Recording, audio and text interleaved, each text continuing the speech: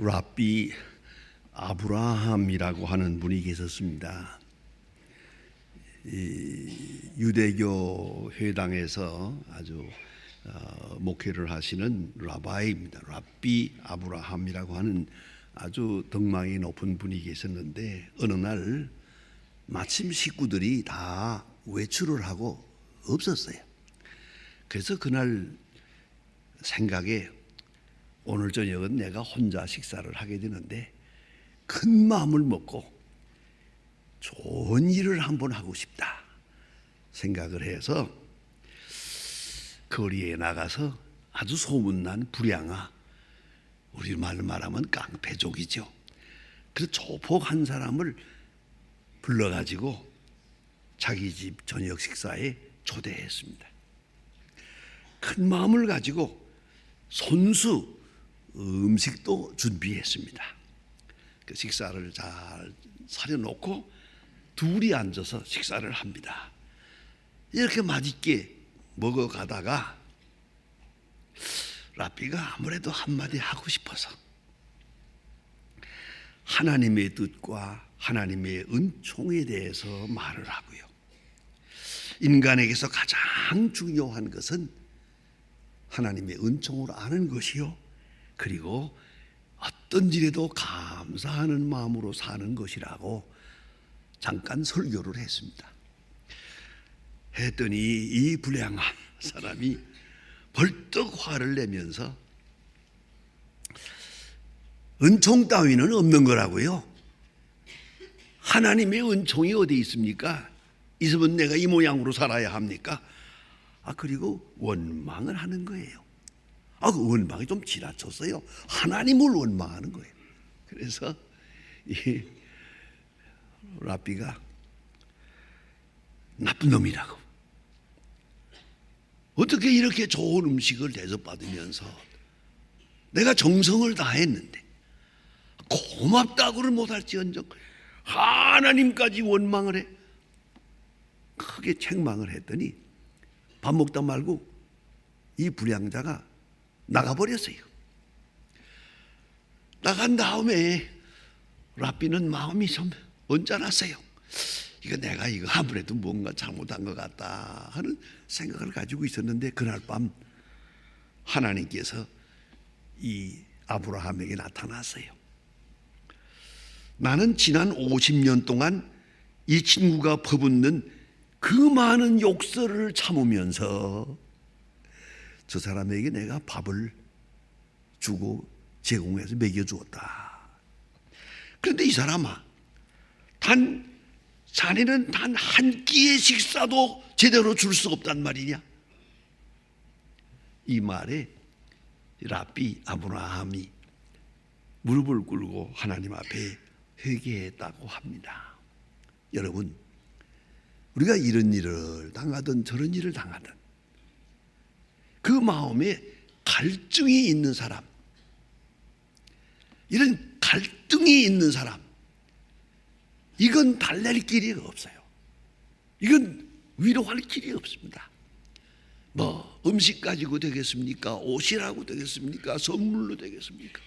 그 마음에 갈증이 있는 사람, 이런 불안과 공포와 짜증이 있는 사람, 위로할 길이 없습니다.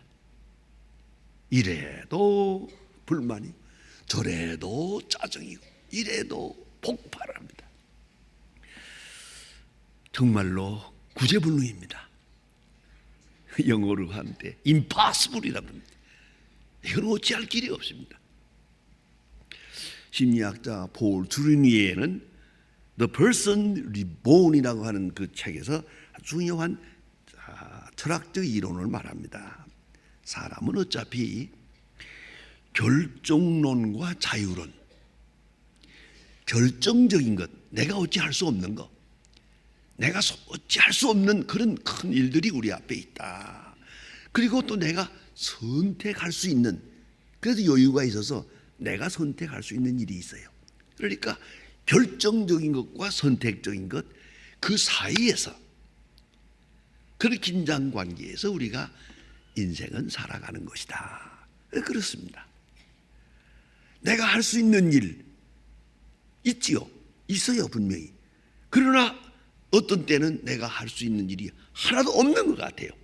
아주 없다고 결정해버려. 나는 피해자다. 이 세상의 피해자요. 심지어는 하나님이 하시는 일에 내가 피해자라고 이렇게 하나님을 원망하는 거예요. 그러나 이 결정적인 거, 불가피한 거, 필연적인 것이 있긴 합니다만은, 그러나 상당 부분은 내가 선택한 거예요. 그 중에서도 내가 선택한 거예요. 여러분, 가난하다고 다 도둑질합니까? 억울하게 살았다고 꼭 깡패가 됩니까? 아니에요. 가난하게 살았기에 더 잘 되는 사람도 있고요, 부자로 살았기에 망가진 사람도 있어요. 그 사람 부자가 아니었더라면 좋은 사람이에요. 어떤 사람은 공부를 잘해서요, 가만히 생각해 봐요, 그 사람은 공부 잘한 게 문제야. 그 일생 동안 문제더라고요, 그거. 자, 생각해 보세요.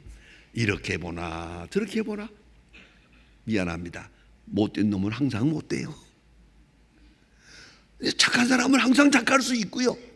그러니까 결국은 뭡니까? 내 책임이요, 내 내면적 존재가 운명을 결정한다. 이렇게 결론을 낼 수밖에 없어요. 이게 바로 생명력이란 말입니다. 생명력. 오늘 본문에 예수님께서 아주 참 깊은 뜻을 가진 심오한 말씀을 하십니다. 그리스도와 우리와의 관계를 비유적으로, 예수님은 늘 비유로 말씀하셨는데 비유적으로 말씀하시기를 생수라고 했습니다.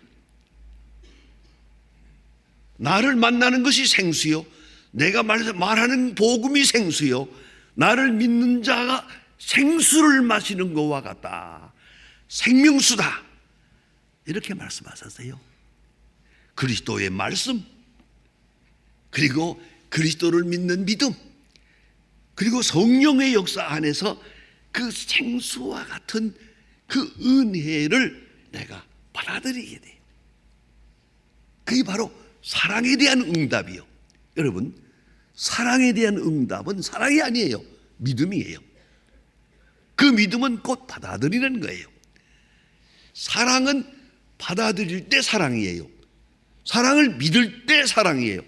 사랑을 믿지 않으면 어떤 것도 사랑이 될 수가 없어요. 그 미묘한 관계를 예수님은 생수라고 말씀하셨어요. 생수라. 자, 그런데 여기 한번 이렇게 짚어볼 필요가 있어요. 왜 구원의 문제는, 예수님과 우리와의 관계는 금덩어리라고 하지 않았을까? 보화라고 하지 않을까? 부귀영화라고 하지 않고 요새 말로 기복사상이라고 말씀하지 않았어요. 예수를 믿는다는 것은 곧 생수다. 생명수와 같다. 금덩어리도 보화도 부귀영화도 아니요, 생수다. 이 예수님의 관점입니다. 그래서 예수님 말씀이를 내게로 와서 마셔라. 여러분, 이 물이라는 게 얼마나 귀한 것입니까? 옛날에 헬라 철학자들, 탈레스 철학파 같은 그 철학자들은요, 이 우주에 대해서 생각해 보았어요. 모든 현상이 있는데 그 근원 저 끝에, 맨 끝에 우주의 아르케 비기닝, 그 오리진, 그 아르케는 뭘까? 만물의 아르케. 그 헬라 철학을 공부하면은 맨 첫 페이지에 나옵니다. 만물의 아르케 이렇게 나옵니다. 그게 수수께끼입니다. 만물의 아르케가 뭘까? 옛날 철학자들은 물이라고 했어요. 물이 근본이다. 모든 것에 물이 근본이다. 오늘도 그 많은 과학자들이 연구해도 생명의 근원은 물이다. 그래서 화성도 탐지하고 뭐 금성도 뭐라고 이렇게 열심히 연구하면서 맨 처음 질문이 뭡니까? 물이 있느냐 없느냐? 아니, 물이 있었느냐 없었느냐? 그것이 바로 생명과 직결되는 거니까요. 여러분, 우리 피의 90%가 물이라고 합니다. 우리 뇌의 80%가 물입니다. 우리의 살, 근육의 75%가 물입니다.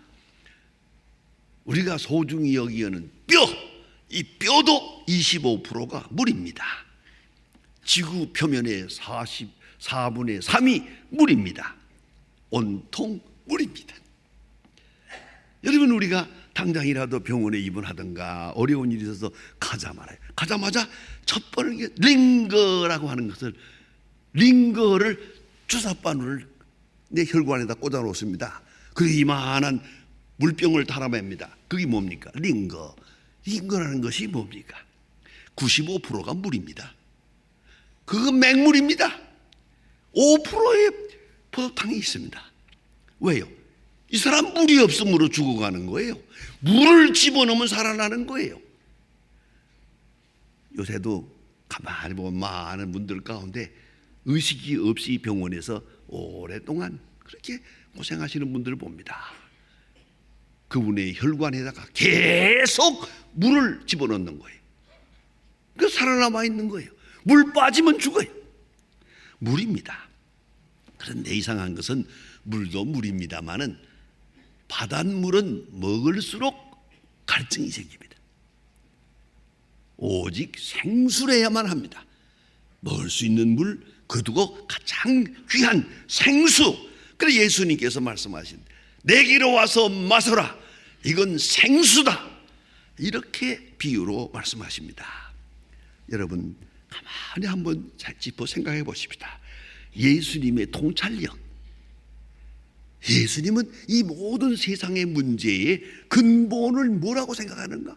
근본이 뭐며 해결이 뭐며 마지막 해결책이 뭐냐? 그 해법이 뭐냐? 예수님의 인사이트, 그 관점으로 한번 생각해 보세요. 예수님의 말씀은 물입니다. 생수다. 그러니까 이 세상의 모든 문제는 배고픔의 문제도 아니고 전쟁의 문제도 아니고 철학의 문제도 아니고 지식의 문제도 아니고 가장 중요한 문제는 목마름의 현상이다. 목마름의 현상. 영적으로 목이 말라요. 목이 마르고 나면은 이제는 도대체가 뭐 원망 불평, 이건 구제불능이에요. 무엇으로도 그를 위로할 수가 없습니다. 물이 필요한 자에게는 꼭 물뿐이요, 생수가 필요한 자에게는 생수만이 해결이지 그 외에 아무 것으로도 해결이 안 돼요. 여러분, 가끔 사람들을 만나서 교제도 하고 상담도 하지 않습니까?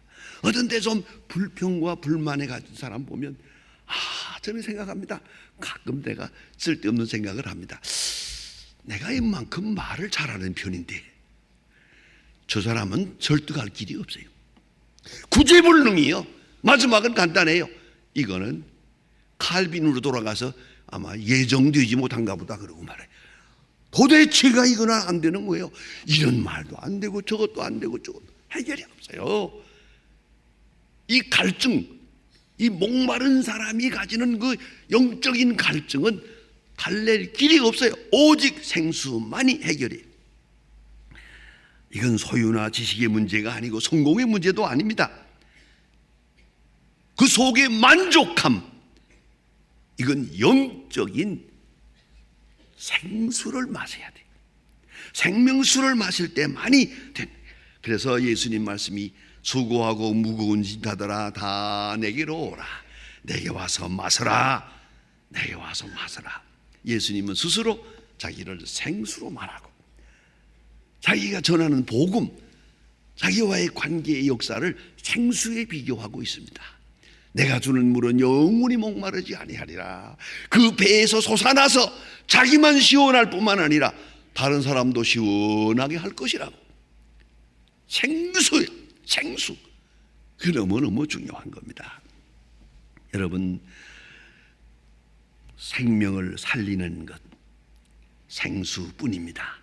시원하게 하는 말씀과 성령의 역사에 내적인 영적인 힘을 줍니다. 이 생수가 있을 때 사랑이 사랑되고 은혜가 은혜되고 은총이 은총되는 것입니다. 사랑을 알고 감격하고 사랑에 응답하며 새로운 힘을 얻게 됩니다.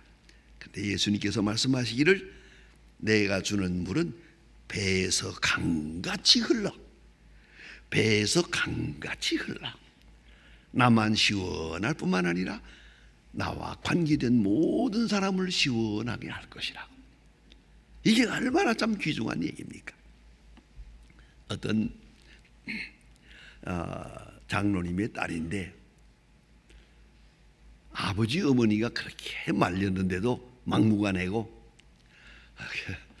연애가 돼서 믿지 않는 집에 결혼을 했습니다.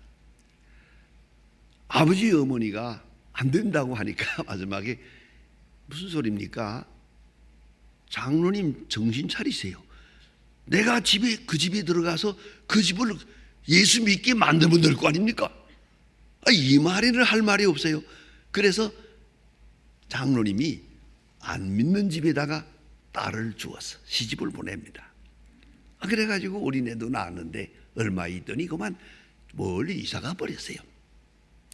그래서 딸에 대해서 늘 걱정을 했습니다. 이제 10년이 지났습니다. 점점 세상이 살아가면서 달라졌어. 특별히 남편도 변해서 밤낮 술 먹고 들어와서 수정을 하지요. 그런가 하면 시어머니가 얼마나 무서운지. 이 감옥 같은 생활을 10년을 하고 나는데 이제 그는 할 말이 없는 게 아버지 어머니가 말리는 결혼을 했잖아요. 그렇게 말리는 걸 해놓았으니 이제는 친정에다가 전화 한 통을 해서 어렵다는 얘기도 할 수가 없어요. 이 고민을 가지고 살고 살다가 너무 견디기가 어려워서 어느 날 시장 바구니를 들고 시장에 나가다가 몰래 교회에 갔어요. 교회에 가더니 20년 만에 교회에 오니까 얼마나 눈물이 나겠어요. 통곡을 하면서 기도하고 그랬어요. 그 사실을 목사님이 와서 보고 사연을 다 듣고 나서 참 귀하게 여기고 그를 위해서 기도해주고 그랬어요. 몰래. 그 다음부터는 장바구니를 들고 몰래 교회 다녔어요. 한 6개월 동안 다녔는데 아직도 시아버지, 시어머니나 같이 가서 몰라요. 교회 다니는 걸. 그런데 중요한 게 있습니다. 어느 날 남편이 물어보는 거예요. 당신 말이야, 요새 가만히 보니까 얼굴이 달라졌는데 얼굴이 환해지고 내가 좀 무슨 불평스러운 말을 해도 잘 소화하고 그것도 어머니한테도 잘하고 사람 전혀 달라졌는데 비결이 뭐냐고, 왜 달라졌느냐고 이렇게 물었어요. 그러니까 마지막에 참고 견디다가 끝에 가서 한마디 했어요. 너무 괴로워서 교회 좀 나갔지. 그랬더니 남편이 뭐랬는지 아십니까? 나도 나갈게. 너 달라지는 걸 보니까 거기 뭔가 있다. 여러분, 이게 생수라는 거예요. 내가 변하는 순간에 내 얼굴이 변하고 얼굴 색이 변하고 내 언어가 변하고 내 성품이 변하고 그러면 어떻게 됩니까? 다른 사람 또 변하게 되는 거예요. 생수가 강같이 흘러. 얼마나 귀한 말입니까? 나 하나가 복음으로 화하고 복음으로 화한 성품이 되고 생수로 충만하게 될 때 내 주변에 있는 사람들까지 다 달라지는 거예요. 그걸 잊지 말아야 합니다. 여러분, 가정에서 화초를 키웁니까? 화초를 만져서 화초가 죽거든 회개하세요. 내게서 독이 나가서 죽은 거예요, 저거. 예수를 믿고 찬송하면서 화초를 만지면 화초도 살아나요. 이걸 알아야 돼요. 내가 그래서 종종 농담 경 진담으로 말합니다. 여러분, 지나갈 때 강아지가 짖거든 회개하세요. 그 강아지는요, 그 냄새를 잘 맡아요. 도덕성을 맡아요. 도덕성을 도둑놈인지 아닌지 그놈이 안다니까요. 무조건 회개하라니까요. 그럼 뭡니까? 딱 기뻐야 돼요. 이래서 나 자신을 보고 나를 아는 게 아니라 내 주변에 있는 분들을 보고 나를 아는 거예요. 주변 사람들이 다 반가워하거든 내가 그렇지 않아도 괜찮은가 보다 생각하고요. 주변 사람들이 뭔가 좀 이상하다 하게 대하거든 비평하려고 하지 말고 빨리 돌아와서 회개하세요. 그리고 다시 말씀의 은혜에 들어가고 다시 주님을 만나세요. 그래서 내가 예수로 말미암은 생수로 시원하게 될 때 사도행전에 있는 말씀처럼 천사의 얼굴이 되고 천사의 대화가 되고 천사의 행동이 되고 나만 윤택해지는 게 아니에요. 내 주변에 있는 모든 사람이 시원함을 얻게 될 것이에요. 현대는 목마른 사슴 같은 시대입니다. 짜증나는 세상입니다. 삐걱하면 죽어요. 차관 지난 해에 고등학생들이 150명이 자살했다나 도대체 어떻게 된다는 겁니까? 왜 이렇게 되는 겁니까? 피곤하고 지치고 절망적이에요. 조금만 건드리면 죽어요. 여기까지 왔단 말입니다. 왜요? 너무 목말라서, 영혼이 목말라서 들어야 할 말씀을 못 들었어요. 보아야 할 주님의 은혜를 못 봤어요. 느껴야 할 하나 그리스도의 사랑을 느끼지 못했어요. 짜증이 났어요. 요새 걸핏하게 되면 이런 문제를 경제 문제로 해결하고 정치가 어떻고 하지만 여러분 잘 산다고 해결되나요? 전혀 아닙니다. 이거는 오직 생수의 문제입니다. 신비로운 말씀입니다. 그래 예수님 말씀이 내게로 와서 마셔라. 내게로 와서 마셔라. 시원함을 얻으라. 그러면 네 속에서 네 배에서 생수가 강같이 흘러서 많은 사람, 많은 사회, 세상을 윤택하게 할 것이라고요. 나만 구원받는 게 아닙니다. 많은 영혼을 구원하게 될 것입니다. 제가 오늘 특별한 걸 하나 느껴서 말씀을 드립니다. 본인들에게는 좀 실례됩니다만은 우리가 지금 아침 찬송 부를 때 일장 찬송 부르잖아요. 일장 찬송 부르는 건 우리 교회 나온 사람 치고 일장 찬송 모르는 사람 없잖아요. 그런데 내가 이렇게 떡 보니까 찬송가를 펴가지고 부르는 사람이 있어요. 특별히 환영합니다. 그분들이 귀한 사람이에요. 그렇잖아요. 일장 찬송가 펴가지고 부르는 사람은 이거 처음 나온 사람이거든요. 그건 귀한 분이에요.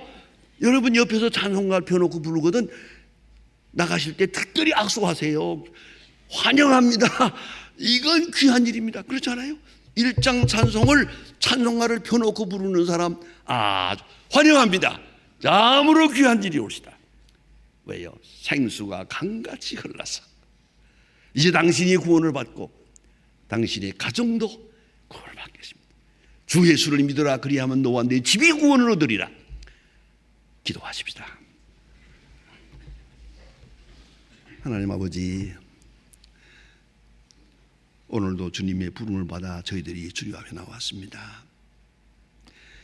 갈증을 가지고 나왔고 마음속에 많은 번민을 가지고 이대로 나왔습니다마는 주의 말씀을 들으며 주의 사랑을 확인하며 우리의 영혼이 소생함을 얻고 시원함을 얻어서 나만 구원할 뿐만 아니라 이 주변에 있는 모든 사람들을 시원하게 할 수 있는 생명의 근원이 되게 하여 주시옵소서.